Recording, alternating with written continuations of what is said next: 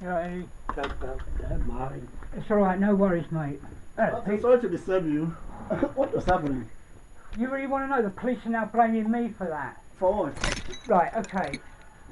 What you were I thought you had a gun in your hand. It's this camera, mate. Oh, camera, okay. Alright, it's this camera. I've come out and done my fucking little blue bin. Yeah. Right? Yeah. But I have a right to protect myself from false allegations, right?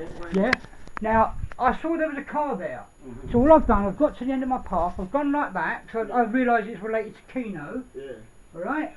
So then I've done my bin, and then she's gone, what are you filming us for? Now the police have told me, if they're standing there in your face and calling you names, you should just walk away. What? Why did she? I have just filmed them saying so. Okay. Alright? 3 cops, the first 3 cops were about to nick them, and then some other bastard cops come down here, and he's gone and done, he's going to spoil everything. He's contradicting what the court said yesterday. You can't go videoing people outside your house. You know, if you're in your house and doing this, that's fine. But if you're out there doing it, you're in the wrong. Okay. That's completely against what the court said yesterday. You can't do it outside. Well, not according to him.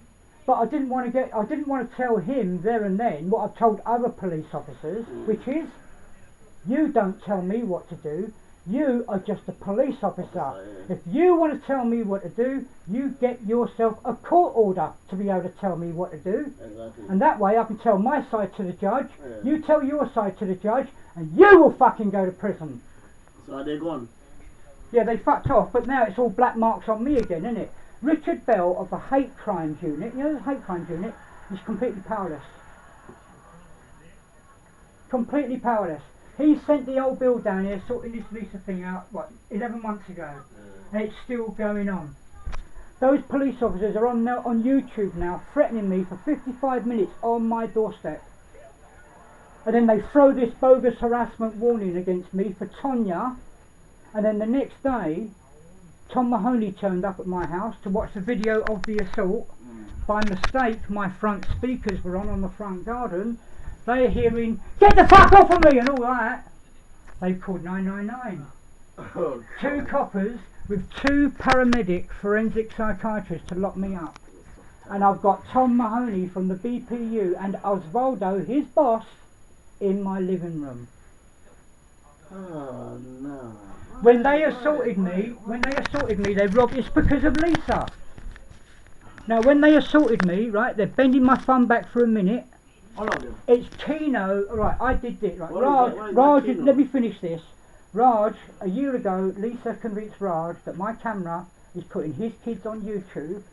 He came down my path going, what are you, some sort of paedophile, calling me a paedophile? Oh, no.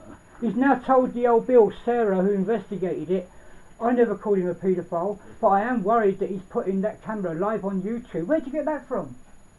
You got it all from Lisa. Now that I've been charged with assaulting him...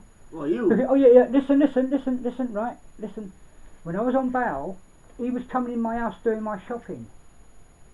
He failed to turn up at court. He said, I'll drive you and your computer to court. He was all on my side. But 2 days before the trial, I've got him 3 times on video.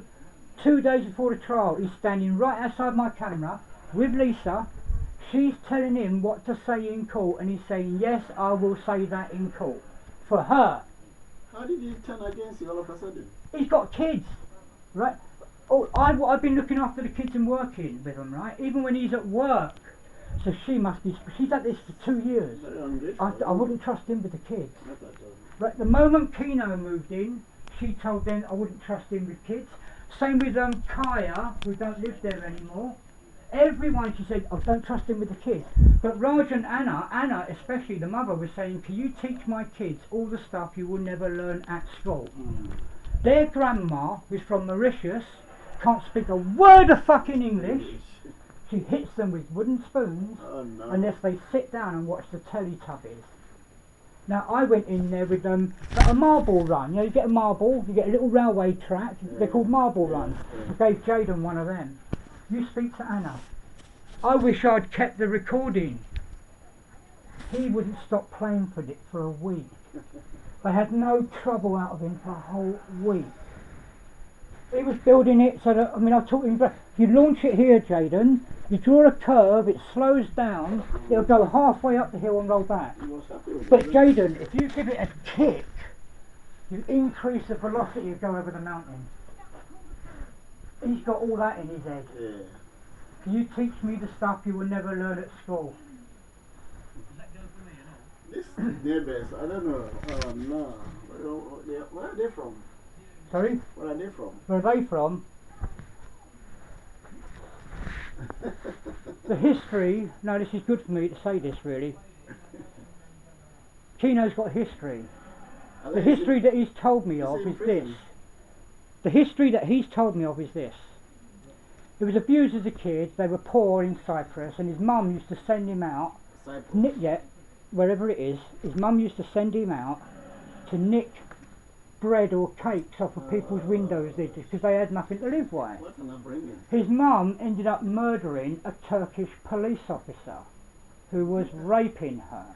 We're going back 25, 30 years. That's how he ended up in this country. But he's got these stories where he's telling me, see, the day he's moved in, he's been coming around my house, even though I don't know who he is, pouncing spliffs off of me, pouncing money off of me, just aggravation every fucking day. Every day. Because I'm a smoker as well, sometimes he gets good gear. Now, I've never let him meet my dealers. I've had to stop them. Even if when a musician turns up, at 2 o'clock in the morning, a musician turned up. Right now, this guy, when we were 17, we was a shop, this guy runs a mortgage company. So he pulls up in this fucking high-powered Mercedes-Benz, 2 o'clock in the morning, with a guitar, to mend his guitar. She's got a gig the next day. Right? He's all dressed like a fucking police detective. Right? He's come over here going, who's that bloke? Every time I get someone, who's that? Where's he from? What's he got? Yeah? All the time. He's the one, it's Kino, who really started me photographing Lisa. Getting me out of bed at 10:30 in the morning going, Lisa's blocked the postman in. That's what's on YouTube. Me reporting it to the ASBO team that Lisa's blocking the pavement, I'm going out there with a camera. He's been setting me up. And then it gets to the trial. Not he or anyone turned up as witnesses. After the trial, Raj said to him, I refuse to talk to Martin until the new year. It's gone past the new year. It's Kino who's been doing all this little fiddy-fuddy mediating. Now, before all this kicked off, he's got the audacity to come in my house and say, oh, Pauline wants to make amends with you. You've got things in common. What it is she knows Paul McCartney. She knows The Who. All these people that I used to work with. Now, I swear to you, Peter, when I first met Paul McCartney, I was only in the room 30 seconds, and he said in front of my boss and everybody that you are the most genuine guy in this whole building. When I met the singer of Led Zeppelin, I forgot his Robert Plant. Well, McCartney said that to you? Right in front of my bosses. And we are one of the biggest production companies in the world. We do Diana Ross, Judas Priest, The Who, Duran Duran, Sex Pistols, the whole fucking shit. You can come in my living room, see the pictures on my wall. That's what those pictures are on my wall, Eddie. They're real. I built that equipment. I worked for those people. Alright, that's what I do. Oh, it's unfortunate, I don't. Well, on Friday, okay, now, this paedophile thing, right? Raj won't talk to me. It's been nearly a year and he won't talk to me. Yeah, leave him. Now, I predicted this to Kino. Before I got arrested, I was well happy with Raj. I've even got his chainsaw where I've cut 2 trees out. I've dug out 2 massive tree trunks. That's a £500 job. 20 quid. I don't even think I've been paid for it. But I've still got his chainsaw. Now, I predicted this with Kino. I said to him, look, if this cunt ain't going to talk to me, I'm going to predict the future. Because when I was locked up to see the forensic psychiatrist in 1994, where I got police officers busted dealing drugs just down the road here and outside Sainsbury's in 1994, the cops were saying, oh, he's making these things. I got locked up to see the forensic psychiatrist in the psychiatric unit in the basement of Pentonville Prison. He ended up certifying me as A1 clear as a bell. I'm fully aware of the circumstances what got me in jail, where I am and what's happening afterwards. and I can represent myself at Wood Green Crown Court with no barrister.